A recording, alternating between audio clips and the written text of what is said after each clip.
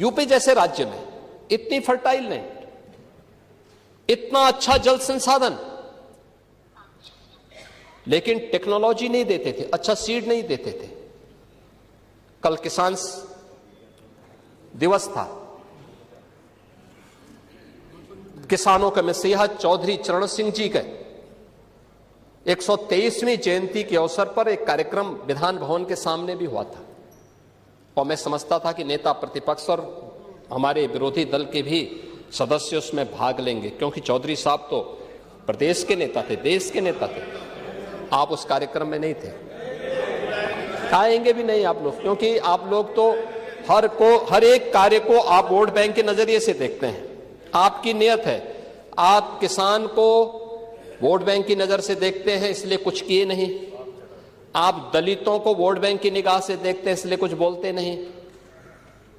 इसलिए मैं कह रहा हूं ना, देखो बांग्लादेश में एक दलित नौजवान को कैसे जला दिया गया। आप लोग गाजा पट्टी में होने वाले किसी भी उस पर आंसू बहाते हैं, लेकिन आपकी जवान से एक शब्द नहीं निकल रहा है, क्योंकि एक दलित नौजवान मारा गया बांग्लादेश में, और उस नौजवान के मरने पर आपकी जवानी सिल चुकी है, क्योंकि आप उसको केवल वोट बैंक के रूप में इस्तेमाल करते हैं। ये राजनीति नहीं है पांडे जी, ये राजनीति नहीं है, ये वो सच्चाई है जो आपकी तुष्टीकरण की नीति है, जिसके कारण बांग्लादेश बना है। अगर बांग्लादेश पाकिस्तान नहीं बना होता, इस तरीके से हिंदू नहीं जलाया होता, और जलाता तो फिर उसकी क्या दुर्गति होती या वह भी जानता। ये सुरक्षा की गारंटी,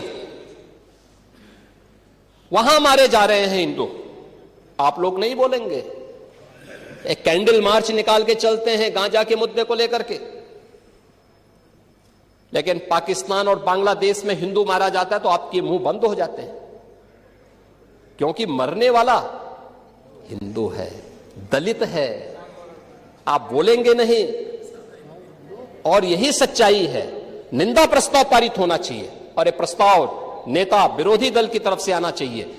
इस घटना की हम भर्त्सना करते हैं, और बांग्लादेश सरकार को इस बात की चेतावनी देता हूं, और इसीलिए हम कह रहे हैं, नोट करना, ये चीजें होनी चाहिए, और हमारा भी प्रयास होना चाहिए। जब बांग्लादेशी को यहां से निकालेंगे और रोहिंग्या को यहां से बाहर का रास्ता दिखाएंगे, तो उनके समर्थन में मत आना, क्योंकि उनमें से बहुत सारे लोगों के वोट आपने बनवाए हैं, उनके बहुत सारे लोगों के लिए आधार भी बनवाने का पाप किया है आप लोगों ने। इसलिए इन चीजों को ध्यान में रखना, और एक एक चीज की स्क्रीनिंग होगी, बहुत प्रभावी कार्रवाई करेंगे। हमारे ही देश में रह करके हमारे लोगों के खिलाफ अपराध, और वहां पे निर्दोष हिंदुओं पर अत्याचार करोगे, निर्दोष सिखों पे अत्याचार करोगे, ये स्वीकार्य नहीं हो सकता है।